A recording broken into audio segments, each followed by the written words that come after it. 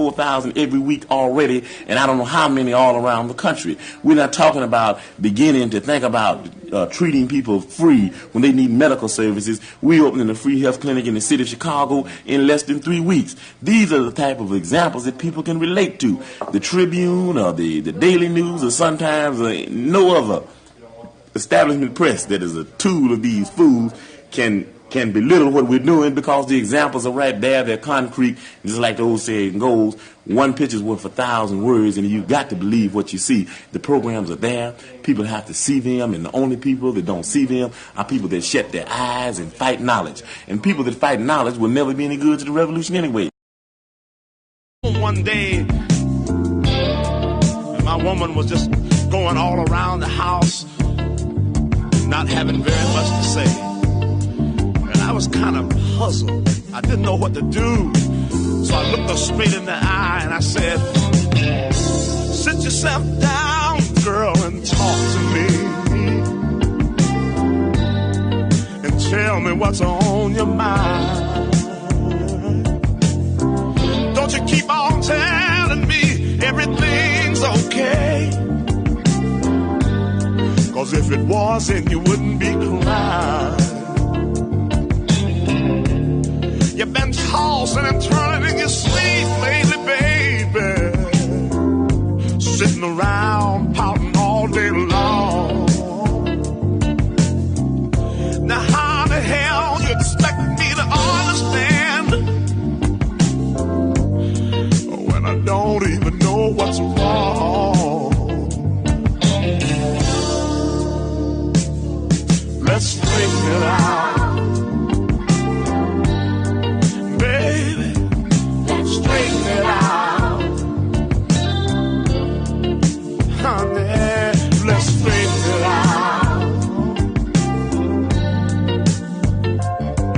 Let's straighten it out. For the last 9 nights, honey, when we went to bed, oh, I could tell something just wasn't right. When you turned your back to me and you covered your head, oh, you didn't even say goodnight. If you're tired and you don't want to be bothered, baby, just say the word and I'll leave you alone. Instead of laying there crying your eyes out, baby, you and me ought to be getting it on.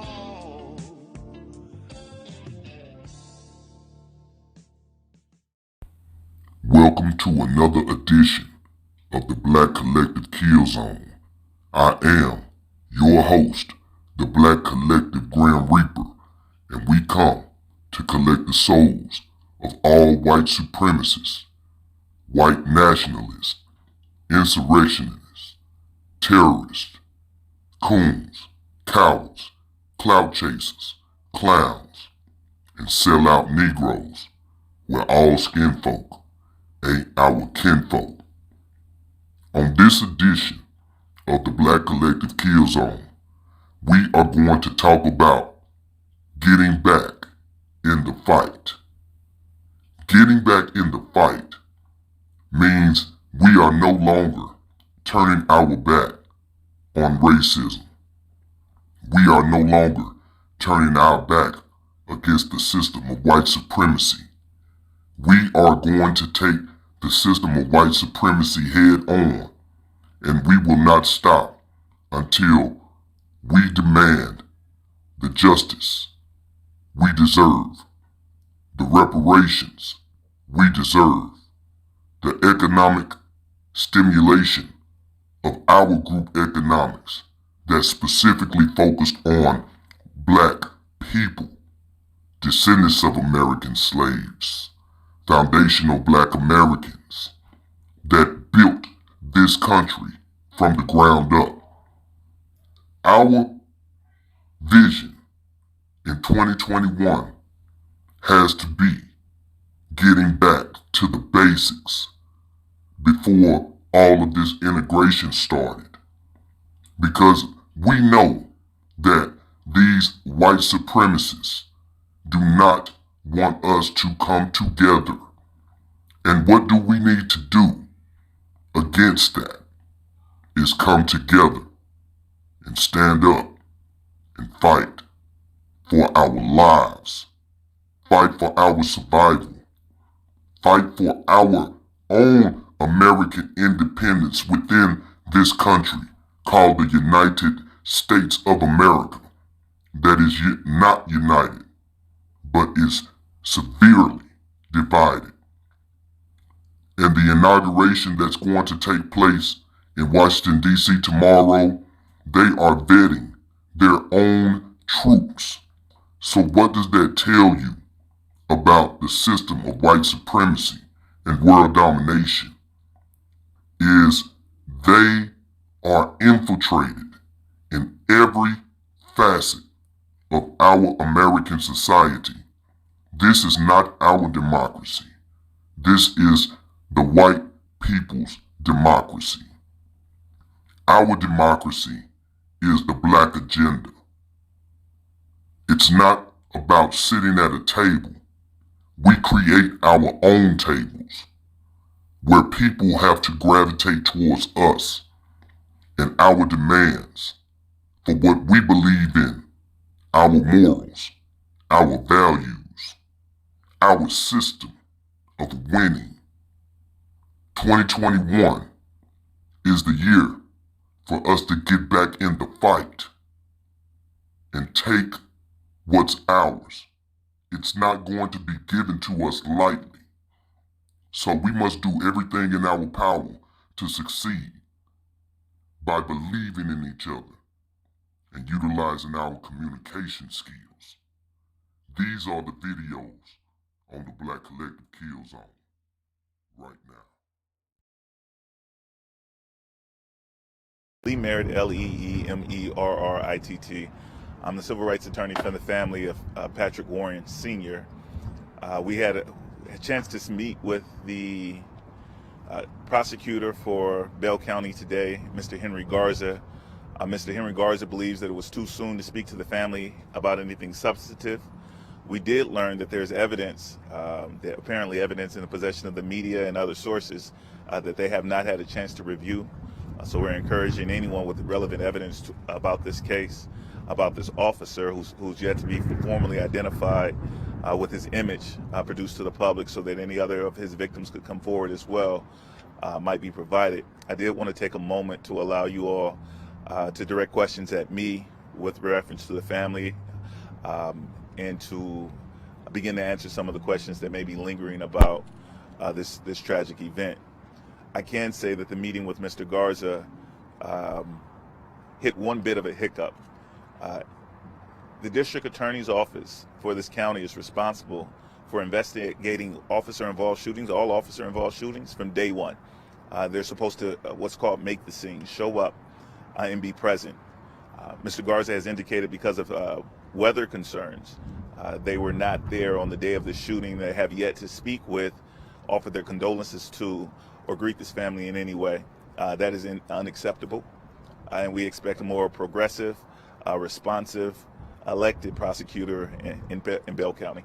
I will take your questions now. So this came in, this call came in as a mental health call, that seems to say. Yeah. So I guess kind of what if you're comfortable with sharing, like what went on, in the house. Sure. So what the family called for was a resource officer, a mental health resource officer. They called first on the 10th, January 9th, on the Saturday. It was because Mr. Warren was having some a manic episode. I'm not a doctor, so I'm not going to, but there was a mental health concern. And so they called for a mental health resource officer. Killeen PD sent out a resource officer at first who was able to speak with Mr. Warren. Mr. Warren voluntarily agreed to go to the hospital. They went to the hospital together, and after he came home, slept in his bed. The next day, he was still experiencing a manic episode, and so Killeen PD was called a second time and asked for a resource officer. A mental health resource officer was not sent. Instead, the officer Reynaldo, and I don't want to mispronounce his name, Contreras. Officer Contreras responded instead. Mr. Contreras' demeanor was hostile. He was not prepared to deal with the mental health crisis. He didn't have any clear skill sets that could encounter the situation. He quickly escalated almost the entire time from the moment he entered the house until the moment of the fatal shooting. So the initial resource officer that was called out, is that from KPD or Bell County? The initial resource officer was from KPD. Good evening. My name is Rosalind Finley. I stand here an active leader in this community. I'm also one of the members of Sisters with Back. We are here in the midst of a terrible tragedy and travesty. We are here to explain and let you know that this will not be tolerated in our community. You will not get away with killing this man on his property when they weren't called at all. They called for mental assistance. He needed assistance. That was transferred to our police department. And then you send an officer who does not have the skills, ability, or intelligence to handle this situation. I am appalled. We are demanding immediate termination of the officer, and an immediate indictment, immediate arrest. This will not be tolerated in this community. We are not standing for it. Do you hear me? Yes, ma'am. Yes, ma'am. This will not be tolerated in Killeen, Texas. If you cannot employ officers who know what to do, how to respond in a situation, we don't need them. That's right. They did not deserve any additional funding, but they've been given it anyway. This is why the police department needed to be defunded. Take that money and educate these people properly. We don't have any sociologists, no psychiatrists. The excuse that the individual who should have been able to handle this situation was unavailable, definitely unacceptable. This ends now. Enough is enough.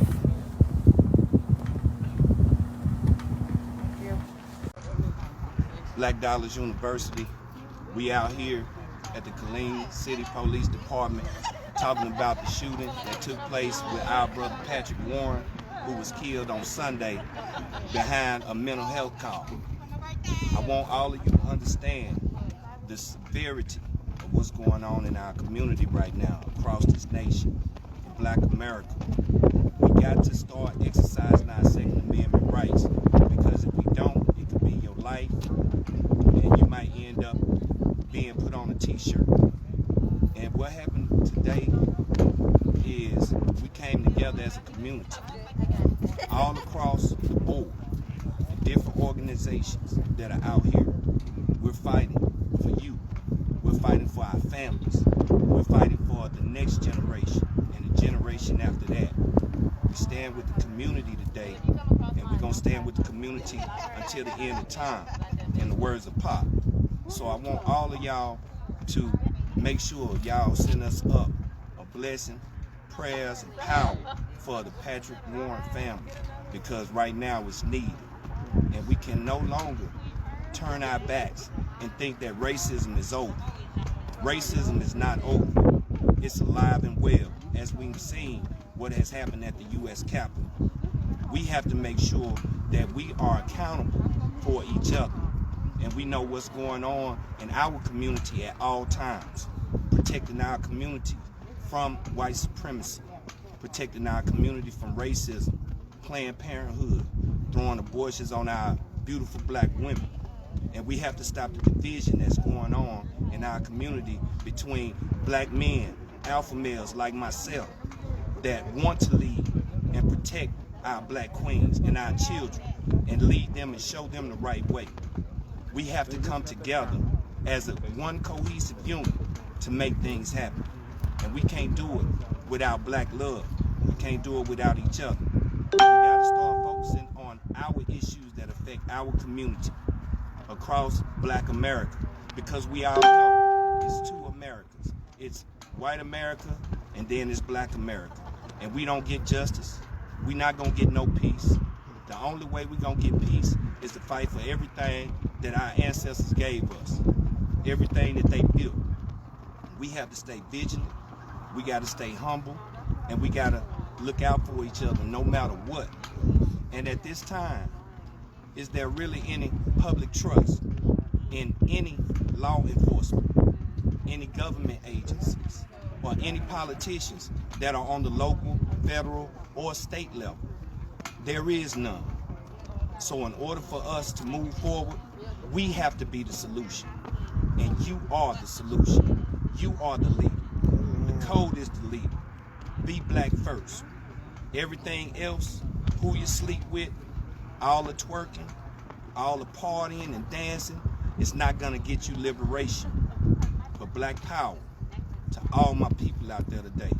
And I want y'all to know, we stand with you, we stand with the Warren family, and we will get justice one way or another. Take it how you want it. And I'm sending shots fired to all these white supremacists out here that are targeting black people. If you keep targeting us, we already on the prowl. We coming for you.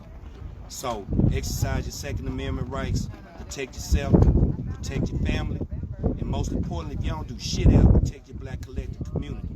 It's important. The world is depending on you.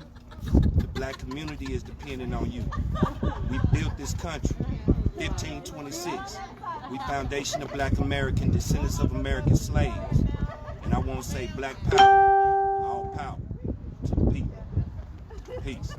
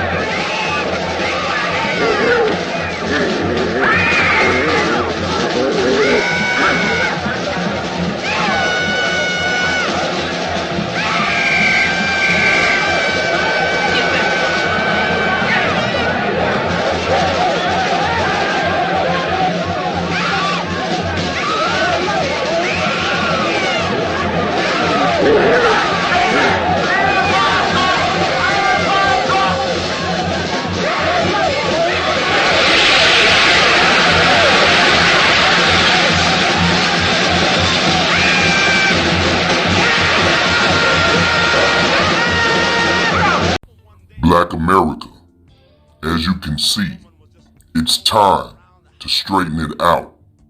It's time for us to get back together. It's time for us to love one another. And it's time for us to fight for everything that's owed to us. Our birthrights belong to us. Because without us, this country would not be what it is today. We are the essential workers. We are the ones who have given our lives in every single war of this country. And this country continues to turn its back on us, the firstborn. We don't have time to wait around for our demise. We don't have time to wait on these politicians to do something about our problems. We have to create the change that we want to see. We have to create the change that we want to happen. And the only way that's going to happen is by us coming under Negro unity to defend our people that desperately need us to step up and handle our business. The Black Collective Kill Zone 2021 is coming full throttle. Hennessy with no chaser. We are going to stop and end racism once and for all. And we're going to do this together. And anyone that's not on board with what we're doing, please get away and go back to your plantation to serve your slave master that denies you citizenship every day. It's time to get back in the fight, Black America, and we can do this. We can win. Exercise your rights under the Second Amendment. Protect yourself, your family, and your Black collective community. This is the Black Collective Kill Zone. No. So I'm not going to sit here and say I'm going to do something that's only going to benefit Black people. No. What is your most important thing that you would like to contribute to India? Well, I would like India to be proud of one of its daughters being able to potentially be the next United States Senator from the state of California. Immediately on January 20th of 2021, I will, first of all, we cannot forget our DACA recipients, and so I'm going to start there. I will immediately, by executive action, reinstate DACA status and DACA protection to those young people. I will get rid of the private detention centers. No. So I'm not going to sit here and say I'm going to do something that's only going to benefit Black people. No.